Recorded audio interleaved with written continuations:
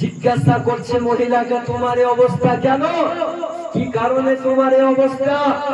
তো এই যুবতী বলতেছে, যখন আমি পৃথিবীর বুকে, জগতের বুকে জিন্দা ছিলাম, জীবিত ছিলাম, তখন আমার মাথায় শ্যাম্পু করে পরপুরুষকে তার সুগন্ধি শোনাতাম। যখন আমার ইন্তেকাল হয়, কবরে যখন রাখা হয়, তো আল্লাহর ফারিস্তা জাহান্নামের কাঁচি দিয়ে আমার চুলগুলোকে টেনে টেনে উপড়ে ফেলেছে। আল্লাহু আকবার। এত ভয়ানক আযাব, এত ভয়ানক শাস্তি। যখন তার মুখের কাপড় সরানো হয়, তখন তার ঠোঁট নেই, বড় বড় দাঁত দেখতে পাওয়া যায়। তাকে জিজ্ঞাসা করা হলো, তোমার এই অবস্থা কেন? তুমি তো দুনিয়াতে অতি সুন্দরী ছিলে, যুবতী ছিলে। তো মহিলা বলতেছে, যখন আমি পৃথিবীতে জীবিত ছিলাম, তো আমি একরকম নয়, দুই ঠোঁটে দুই রকমের লিপস্টিক ব্যবহার করতাম। যখন আমার ইন্তেকাল হয়, কবরে যখন আমাকে রাখা হয়, তো জাহান্নামের কাছে দিয়ে আল্লাহর ফারিস্তা আমার ঠোঁটগুলোকে কেটে নিয়েছে, ঠোঁট আর নেই। যখন তার হাতের পায়ের কাপড় সরানো হয়, তার একটাও নখ দেখতে পাওয়া যায় না। ওই মহিলাকে জিজ্ঞাসা করা হলো, তোমার এই অবস্থা কেন? যখন দুনিয়াতে ছিলে, আয়েশের জীবন যাপন করতেছিলে, আর মরার পরে অবস্থা। তখন ওই মহিলা উত্তর দিতেছে যে 5 আঙ্গুলে, 5 ফিঙ্গারে 5 রকমের আমি নেল পালিশ ব্যবহার করতাম।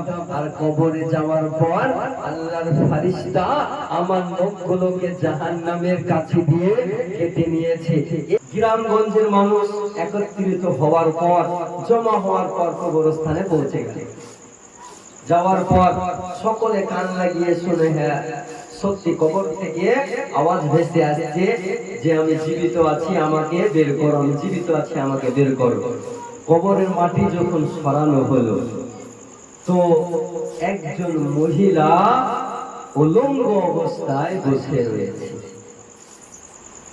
উলঙ্গ অবস্থায়, কাপড় নেই, কাপড় শেষ হয়ে গিয়েছে।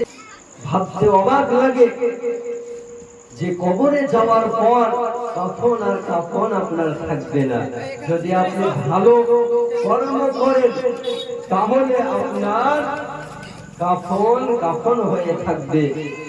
তো মহিলা বলতেছে যে আমার শরীরে কোনো কাপড় নেই, কোনো পোশাক নেই, আমার অমুক জায়গাতে বাড়ি, আমার বাড়ি থেকে আমাকে পোশাক নিয়ে এসে দাও, আমি পোশাক পরিধান করব। যখন তাকে বলা হলো যে মানুষ যখন তার পোশাক নিয়ে এসে তাকে দেওয়া হলো, সে পোশাক পরিধান করে বাড়ির দিকে ছুটতে আরম্ভ করলো। গ্রামগঞ্জের মানুষ কবর থেকে যখন মানুষ ছুটতে আরম্ভ করে, তো পিছিয়ে পিছিয়ে সবাই আরম্ভ করে, নাকি গো? পিছিয়ে পিছিয়ে সকলে ছুটতে আরম্ভ করলো। দরুদ শরীফ পড়ুন, আল্লাহুম্মা সাইয়্যিদিনা মাওলানা মুহাম্মদ ওয়া আলা আলিহি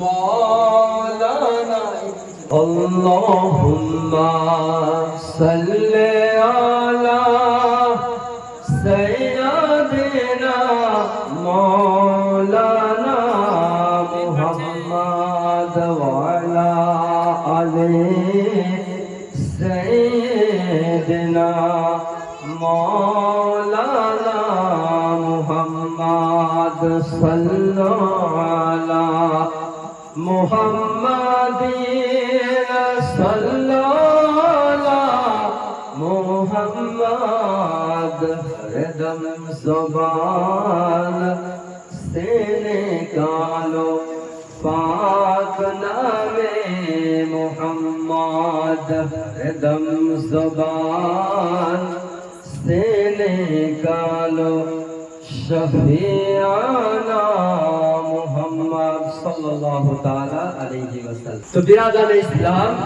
আমি বলতেছিলাম ওই মহিলা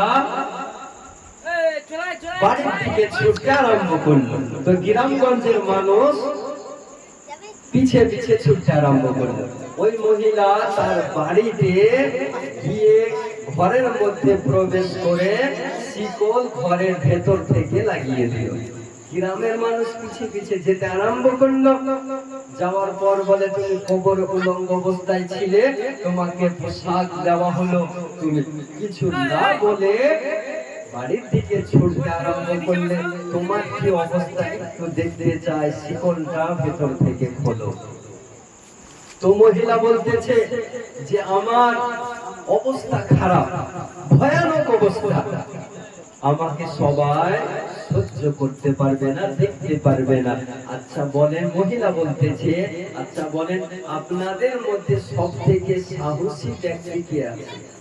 আপনি আমি জানি গ্রামগঞ্জে দু একজন মুরল মাতবেরা সাহসী ব্যক্তি থাকে না?